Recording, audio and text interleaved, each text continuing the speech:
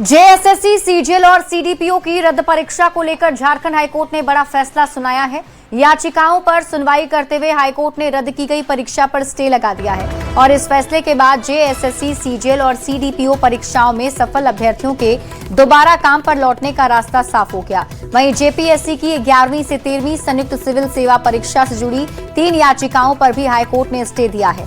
High court के फैसले के बाद लंबे समय से असमंजस में चल रहे अभ्यर्थियों को अब बड़ी राहत मिल गई है। पहला तो कोर्ट ने बोला है स्टेट को कि आप इस पूरे मैटर से रिलेटेड जो भी पिटिशन दायर हुआ है, जो भी है, आप अपना पक्ष सामने लाए by way of filing an affidavit. तो सरकार एक एफिडेविट फाइल करेगी, अपनी जवाब को दाखिल करेगी। दूसरा, कोर्ट ने एक स्टे लगाया है। स्टे किस बात पे? कि जिन लोगों का भी अपॉइंटमेंट हुआ है परसुएंट टू द एडवर्टाइजमेंट, उन सारे लोगों को काम से नहीं निकाला जा सकता। वो लोग अपना काम करेंगे। नोटिफिकेशन पे स्टे लगा दिया है। तीसरी चीज कोर्ट ने ये बात बोली है, क्योंकि इतने सारे लोगों का इंटरेस्ट इन्वॉल्व है, चाहे वो सक्सेसफुल हो चाहे वो अनसक्सेसफुल कैंडिडेट्स हो, इसीलिए इस पूरे केस को जल्द से जल्द सुना जाएगा on a fast track basis, ताकि जल्द से जल्द एक डिसीजन आ सके। तो हाईकोर्ट के फैसले के बाद सीजीएल पास अभ्यर्थियों के बीच अब खुशी की लहर है। राज्य सरकार के आदेश पर स्टे लगने के बाद अभ्यर्थियों ने राहत की सांस ली है। सीजीएल के मामले पर कोर्ट की टिप्पणी और फिर खुशी की लहर।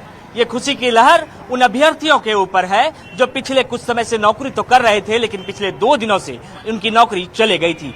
सरकार ने उनके नौकरी को खत्म करने का ऐलान किया था, लेकिन कोर्ट ने स्टे लगाया। पिछला 2 दिन कितना दुख भरा रहा, क्या बताएं सर, कितना दुख भरा रहा, हम क्या बताएं। हम और मेरी मम्मी, मेरी वाइफ यहाँ पे अभी रह रहे हैं।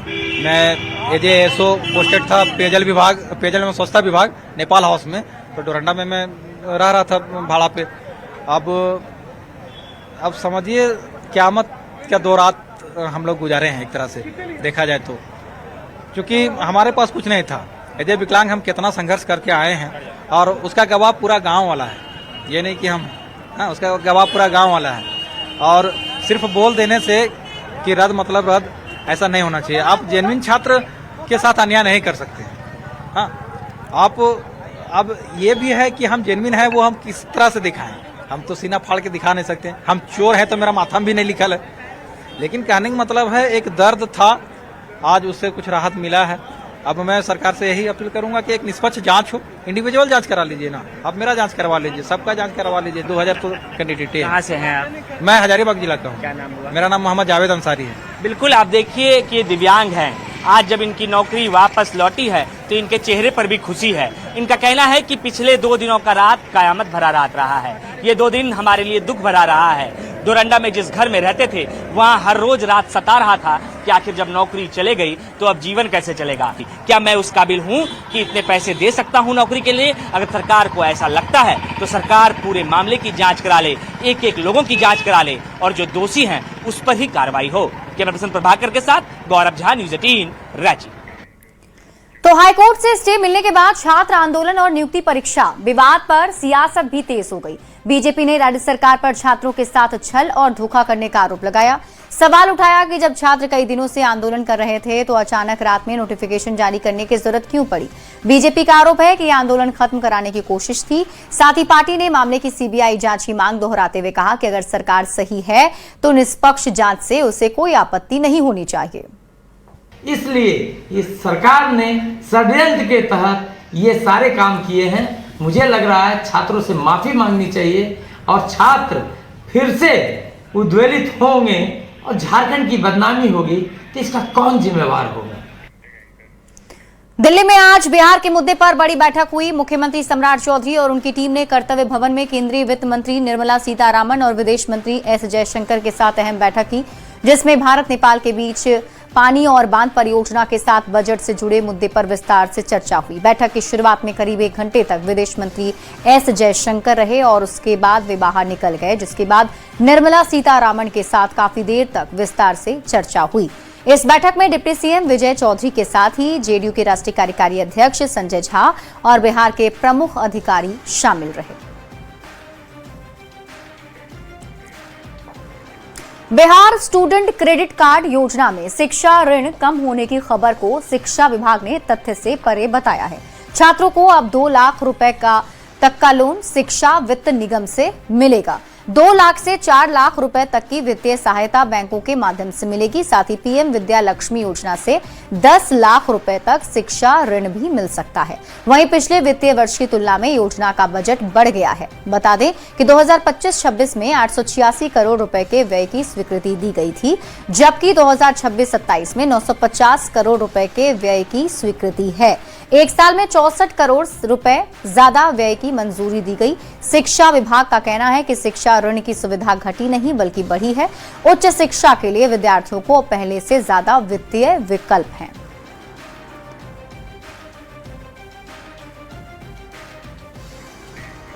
और अब बड़ी खबर रांची से है। झारखंड हाईकोर्ट में लालू प्रसाद से जुड़े चारा घोटाला मामले में आज से फाइनल सुनवाई शुरू हो गई है। सुप्रीम कोर्ट के आग्रह के बाद हाईकोर्ट में इन मामलों की अंतिम सुनवाई की प्रक्रिया शुरू हुई। सुनवाई के दौरान सीबीआई की ओर से कोर्ट को जानकारी दी गई, जबकि लालू प्रसाद के अधिवक्ता ने भी अपना पक्ष रखा है।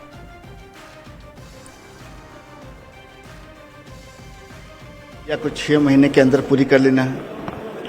सुप्रीम कोर्ट का तो आग्रह यही है। अब ऑनरेबल हाई कोर्ट के ऊपर डिपेंड करता है ये कितने दिन में पूरा मामला खत्म करे, क्योंकि इसमें हर एक केस में लगभग 450 से 500 विटनेसेस हैं, 600 विटनेसेस हैं, एंड इसमें 5000 डॉक्यूमेंट एग्जिबिटेड हैं हर एक केस में, तो टाइम तो लगेगा सर। 8 सप्ताह के बाद पहले डेट तो फिक्स होने दीजिए हियरिंग का, उसके बाद ये जैसे हियरिंग चलेगा उसके बाद हम लोग कुछ बोल पाएंगे। 6 महीने के अंदर जो है वो अभी जो चल रही है सुनवाई, वो फाइनल सुनवाई चल रही है। हाँ, अभी फाइनल सुनवाई चल रही है। से खबर आपको दिखाते हैं, जहां 34 जंगली हाथियों के झुंड ने दहशत बढ़ा दी है। रजरप्पा मंदिर जाने वाले मार्ग के जानिया मारा जंगल में हाथियों का झुंड डेरा जमाए हुए है और इससे पहले हाथियों ने भू चंगूडी गांव में जमकर उत्पात मचाया। हाथियों का झुंड पंचायत सचिवालय का मुख्य दरवाजा तोड़कर अंदर घुस गया और वहां रखे सामान के साथ सीसीटीवी कैमरे को भी क्षतिग्रस्त कर दिया।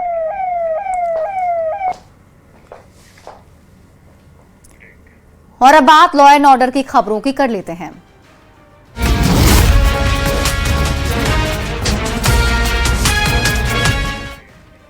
गया जी से बड़ी खबर मिल रही है, जहां नक्सलियों के खिलाफ सुरक्षा बलों को बड़ी सफलता मिली है। सुरक्षा बलों ने जंगल से 5 किलो की आईडी बरामद कर उसे डिफ्यूज कर दिया। जानकारी के मुताबिक आईडी लुटुआ थाना कैंप के नागोबार से गुलरिया के रास्ते सिंघवा इलाके के पास जमीन के नीचे छिपाकर रखा गया था। सुरक्षा बलों और गया जी पुलिस ने सर्च अभियान के दौरान आईडी को बरामद किया है। फिलहाल इलाके में सर्च ऑपरेशन जारी है। खबर सिवान से है, जहां एक निजी स्कूल के क्लासरूम में एक छात्र की बेरहमी से पिटाई की गई, जिसका वीडियो सोशल मीडिया पर तेजी से वायरल भी हो रहा है। वीडियो में भी देखा जा सकता है कुछ छात्र एक छात्र को क्लासरूम में पीट रहे हैं। वीडियो सामने आने के बाद स्कूल प्रबंधन की कार्यशैली पर गंभीर सवाल खड़े हो रहे हैं। वीडियो लकड़ी नवीगंज थाना क्षेत्र के मदारपुर किशनपुरा स्थित एक निजी स्कूल का बताया जा रहा है। और अब खबर हाजीपुर से है, जहां सदर अस्पताल में महिला सुरक्षा गार्ड के साथ मारपीट का मामला सामने आया। महिला गार्ड का आरोप है कि 4 महीने से वेतन नहीं मिलने की शिकायत लेकर वो डीपीएम के पास पहुंची थी, जहां चैम्बर में मौजूद राकेश कुमार ने उनके साथ गाली गलौज और मारपीट की। घटना के बाद अस्पताल के अन्य सुरक्षा गार्डों में नाराजगी है और वे निष्पक्ष जांच और कार्रवाई की मांग कर रहे हैं। हो जाएगा सोमवार से हो गया, फिर हम लोग खड़ा हुए हैं। एक इंचार्ज राकेश सिंह है, वो आके रंगबाजी कर रहा है, काले पकड़ के खींच रहा है। राकेश सिंह यहाँ कोई पद पे है, कोई काम? कोई पद पे नहीं है, सुनने में है नया कंपनी है, उसके टेंडर है, उसके इंचार्ज में है। वो आके काले पकड़ के खींच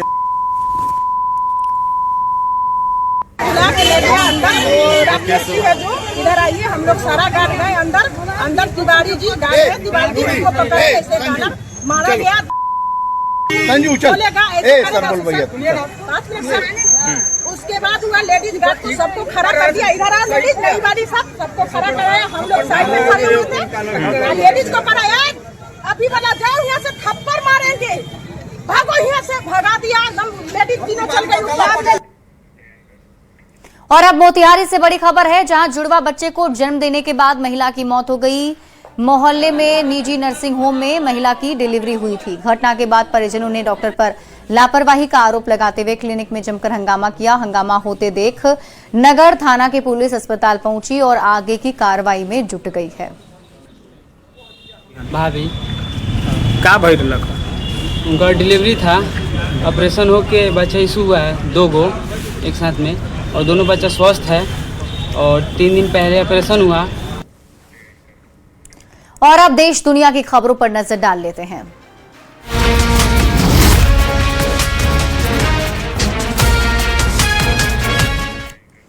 दिल्ली से बड़ी खबर मिल रही है। पैलेट गन मामले में एफआईआर दर्ज हुई है। पुलिस ने राहुल गांधी की बात मानी और राहुल गांधी की मांग पर पुलिस ने एफआईआर दर्ज किया है। अज्ञात के खिलाफ एफआईआर दर्ज की गई है। दिल्ली पुलिस ने ये एफआईआर दर्ज की। पैलेट गन मामले में एफआईआर पुलिस ने दर्ज की है। घायल साहिल की शिकायत पर एफआईआर दर्ज कर रही है। एफआईआर को लेकर कई घंटे से राहुल गांधी धरने पर बैठे हुए थे। टीवी स्क्रीन पर आपको ये तस्वीरें भी दिखा रहे हैं जिसमें आप देख सकते हैं राहुल गांधी साहिल के पूरे परिवार के साथ धरने पर कई घंटों से बैठे थे, जिसके बाद पुलिस ने उनकी बात मानी है। वंदे मातरम पर गृह मंत्री अमित शाह का बड़ा बयान सामने आया। वंदे मातरम सरकारी कार्यक्रम का हिस्सा है, अमित शाह ने कहा। उन्होंने कहा 80वां स्वतंत्रता दिवस समारोह काफी खास रहा। लाल किले से पूरा वंदे मातरम गूंजा। आजादी के 80 साल बाद पूरा गान गाया गया। वंदे मातरम ने आंदोलन को गति दी थी। बंगाल दौरे पर गृह मंत्री अमित शाह ने वंदे मातरम के फैसले को ऐतिहासिक बताया। उन्होंने कहा कि लाल किले से पूरा वंदे मातरम देश ने सुना। दरअसल गृह मंत्री अमित शाह सिलीगुड़ी में एसएसबी मुख्यालय में जवानों से बात कर रहे थे। एकड़ भूमि शुभेंदु जी ने दे दिया। आज सुबह की आजादी के बाद भी, देश के टुकड़े होने के बाद भी वंदे मातरम को कभी मन से स्वीकारा नहीं गया।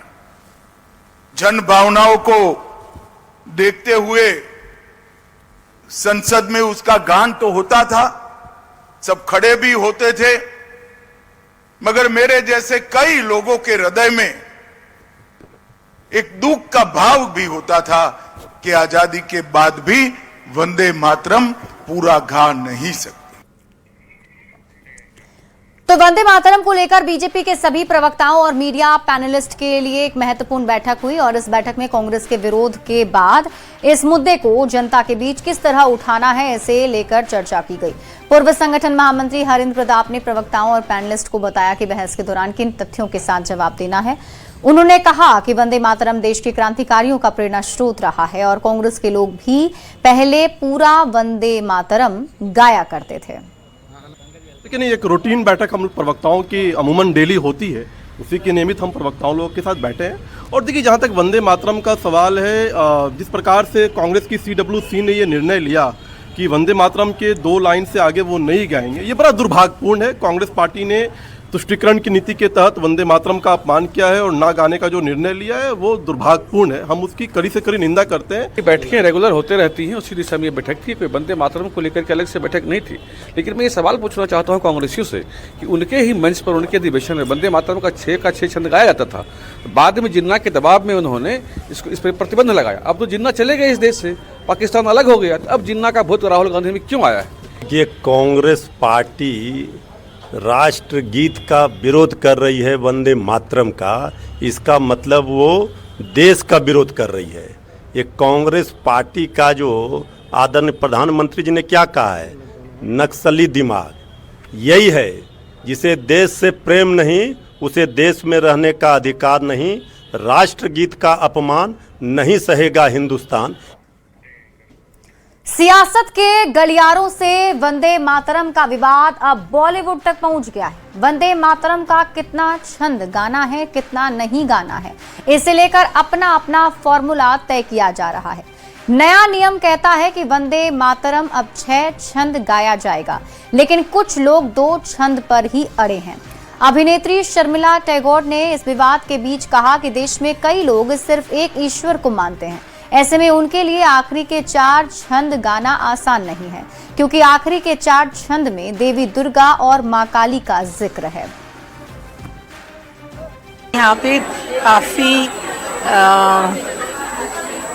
रिलीजन के लोग रहते हैं, मजहब के लोग रहते हैं जो एक गॉड में विश्वास करते हैं, single God, not many God's. और वंदे मातरम के जो स्टैंजा है वो वंदना करते हैं मेनी गॉड्स। आप पढ़ेंगे उसको तो आपको पता चलेगा, उसमें all the gods are mentioned by name. तो वो जो एक रिलीजन में विश्वास करते हैं उनके लिए मुश्किल है कहना कि वंदे काली, वंदे दुर्गा, वंदे, मुश्किल है। तो इसीलिए अगर इंडिया में जितने रिलीजन के लोग हैं उसको अगर हम इकट्ठा साथ लेके चले तो पहला 2 स्टैंजा इज वेरी गुड। तो शर्मिला टैगोर के बयान पर अभिनेत्री और बीजेपी सांसद कंगना रनौत का रिएक्शन आया है। कंगना ने सोशल मीडिया पोस्ट में कहा कि कृपया हिंदू मुस्लिम वाली सोच से बाहर आएं। भले ही आप एक ईश्वर में विश्वास करते हो, डॉक्टर भी शक्ति को शक्ति ही कहते हैं। कंगना ने सोशल मीडिया पोस्ट में लिखा, किसी भी कविता या गाने में शब्द रूपक होते हैं।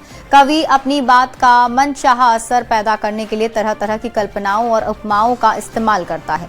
कंगना रनौत ने लोगों को हिंदू मुस्लिम मानसिकता से ऊपर उठने और कला, राष्ट्र को, प्रेम को धर्म के चश्मे से ना देखने की नसीहत दी है। पीएम मोदी ने भारत सरकार के सेक्रेटरीज के साथ तीसरी हाई लेवल मीटिंग की है। दिल्ली में प्रधानमंत्री आवास पर हुई इस बैठक में सुरक्षा, विदेश मामलों और सुशासन से जुड़े कई अहम मुद्दों पर विस्तार से चर्चा हुई। बैठक में पीएम ने अधिकारियों को भविष्य की चुनौतियों के लिए तैयार रहने का साफ संदेश दिया। पीएम ने कहा कि सेक्रेटरीज सिर्फ मौजूदा आंकड़ों और तत्काल जरूरतों तक सीमित न रहें, बल्कि देश के विकास के लिए लंबी अवधि का विजन लेकर काम करें। पीएम मोदी ने सरकारी विभागों के बीच तालमेल की कमी को भी बड़ी चुनौती बताया और उन्होंने कहा कि ये सिर्फ संगठन से जुड़ी समस्या नहीं बल्कि सोच से जुड़ा मुद्दा भी है। इसे खत्म करने के लिए सभी विभागों को टीम भावना के साथ काम करना होगा और अपनी जिम्मेदारी पूरी तरह निभानी होगी। बढ़ते आगे और बात अगली खबर की। बदलते मौसम के बीच दिल्ली एनसीआर में H1N1 स्वाइन फ्लू के मामलों में तेजी आई है। दिल्ली में बीते 24 घंटे में स्वाइन फ्लू के 114 नए मामले सामने आए और इसके साथ ही दिल्ली में संक्रमित मरीजों की संख्या बढ़कर 1777 हो गई है। और बढ़ते मामलों को देखते हुए केंद्रीय स्वास्थ्य मंत्री जेपी नड्डा ने दिल्ली के स्वास्थ्य अधिकारियों के साथ समीक्षा बैठक की। बैठक में संक्रमण की निगरानी, टेस्टिंग और अस्पतालों की तैयारियों पर चर्चा हुई। दिल्ली के अस्पतालों में बेड, क्रिटिकल केयर सुविधाओं और जरूरी मेडिकल सामान की उपलब्धता की भी समीक्षा की गई।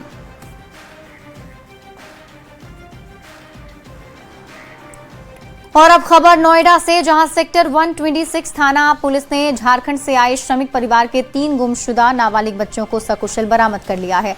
तीनों भाई बहन खेलते खेलते रास्ता भटक गए थे। बच्चों के लापता होने की सूचना मिलते ही पुलिस ने तलाश शुरू की और सीसीटीवी कैमरों की मदद से सेक्टर 132 से तीनों को बरामद कर लिया है। पुलिस की कार्रवाई से बच्चे सुरक्षित अपने परिवार तक पहुंच गए हैं। पुलवामा आतंकी हमले से जुड़ी इस वक्त की बड़ी खबर आपको बताते हैं। आरोपी इंशा जान को बड़ा झटका। इंशा जान की जमानत याचिका खारिज हो गई है। स्पेशल एनआईए कोर्ट ने खारिज की है याचिका। कोर्ट ने पर्याप्त सबूत होने की बात भी कही। आतंकी साजिश में भूमिका का आरोप लगाया। जैश आतंकियों को मदद देने का आरोप भी लगाया गया। 2019 पुलवामा हमले में शहीद हुए थे 40 सीआरपीएफ जवान।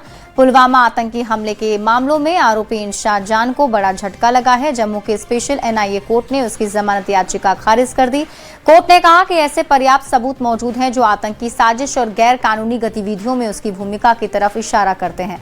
अभियोजन पक्ष का आरोप है कि इंशा जान और उसके पिता ने अपने घर पर जैश ए मोहम्मद के आतंकियों को कथित तौर पर पनाह, खाना और लॉजिस्टिकल मदद मुहैया कराई थी। वहीं एनआईए ने इंशा जान और मारे गए जैश आतंकी मोहम्मद उमर फारूक के बीच हुई बातचीत को भी अहम सबूत बताया है। जांच एजेंसी के मुताबिक फारूक के फोन से मिले वॉइस नोट और तस्वीर भी मामले में पेश की गई है। बता दें 14 फरवरी 2019 को हुए पुलवामा आतंकी हमले में सीआरपीएफ के 40 जवान शहीद हो गए थे। मध्य प्रदेश में लगातार हो रही भारी बारिश ने जनजीवन को पूरी तरह अस्त व्यस्त कर दिया है। नदियां उफान पर हैं, कई इलाकों में बाढ़ जैसे हालात पैदा हो गए हैं। रीवा में बारिश के बाद बीहड़ नदी का पानी बढ़ने से गुढ़ विधायक का घर भी चारों तरफ से पानी से घिर गया है, जहां वे परिवार सहित फंसे हुए हैं। गुलाबनगर में एक महिला तेज बहाव में बहते बहते बाल बाल बची। सतना और पन्ना जिलों में भी लापरवाही की डरावनी तस्वीरें सामने आई, जहां लोग उफनते नालों और रपटों को जान जोखिम में डालकर पार कर रहे हैं। हालात को देखते हुए पन्ना कलेक्टर ने स्कूलों में छुट्टी घोषित कर दी है। प्रशासन लगातार सतर्क रहने और सुरक्षित स्थानों पर रहने की अपील कर रहा है। रीवा में अब जल भराव कम होने लगा है और बारिश भी थम गई है। सड़क पर तेज बहाव की चपेट में एक महिला आ गई और गंदे पानी में करीब 50 मीटर तक बहती चली गई। गनीमत रही कि एक घर का सहारा मिल गया और महिला की जान बच गई। हादसे के बाद महिला को अस्पताल में भर्ती कराया गया है। घटना की तस्वीरें भी सामने आई हैं। तस्वीरें आपको टीवी स्क्रीन पर दिखा रहे हैं, जिसमें आप देख सकते हैं किस तरीके से बहते पानी में ये जो महिला है वो बहती चली जा रही है। हालांकि रास्ते में एक घर को उसने पकड़ा और उसके बाद उसकी जान बची है। फिलहाल उसे हॉस्पिटल में एडमिट कराया गया है।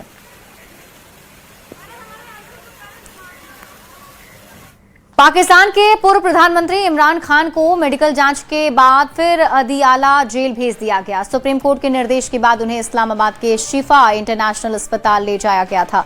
डॉक्टरों की टीम ने उनका मेडिकल चेकअप किया और सरकारी बयान के मुताबिक उन्हें डॉक्टरों ने फिट बताया है। इसके बाद उन्हें रावलपिंडी की अदियाला जेल वापस भेज दिया गया। बता दें कि इमरान खान अगस्त 2023 से जेल में बंद हैं।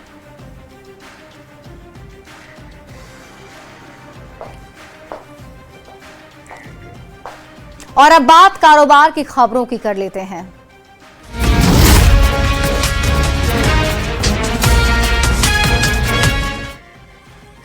देश और प्रदेश में पिछले कुछ दिनों से चीनी की दाम लगातार बढ़ रहे हैं। पहली बार होगा जब देश में चीनी 65 रुपए प्रति किलो के पार पहुंच गई है। चीनी के बढ़ते दामों ने आम लोगों की से लेकर मिठाई कारोबारियों तक की चिंता बढ़ा दी है और कुछ दिन पहले जो चीनी करीब 48 रुपए किलो थी, अब वही चीनी 65 रुपए किलो के पार पहुंच गई है। यानी कीमतों में करीब 20 रुपए किलो की तेजी आई है और इसका सीधा असर अब त्योहार की मिठास पर पड़ने वाला है।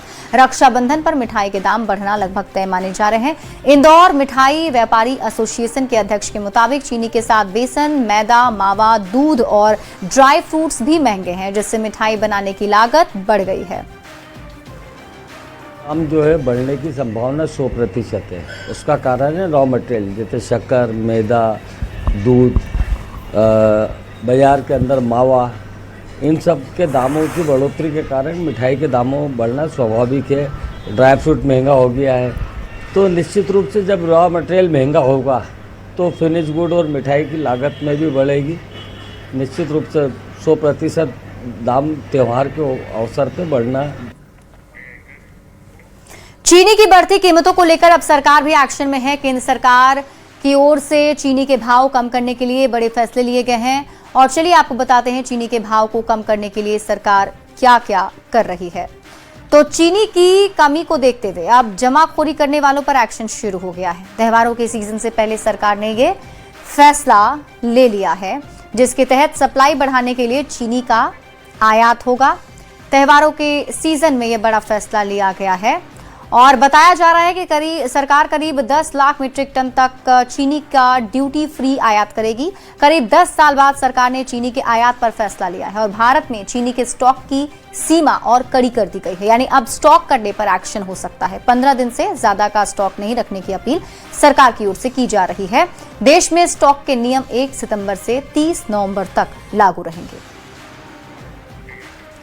वहीं सोना चांदी की कीमतों में फिर तेज उछाल देखने को मिला है। सोना 1,60,000 के पार पहुंचा है तो चांदी 2,45,000 रुपए के पार है। 21 अगस्त 2026 को भारतीय बाजारों में सोने और चांदी दोनों की कीमतों में जबरदस्त उछाल देखने को मिला। सोना ऐतिहासिक रूप से 1,60,000 के आंकड़ों को पार कर गया है तो वहीं चांदी की कीमत में 2,270,000 की भारी तेजी आई है, जिससे चांदी का भाव 2,46,680 प्रति किलो हो गया है।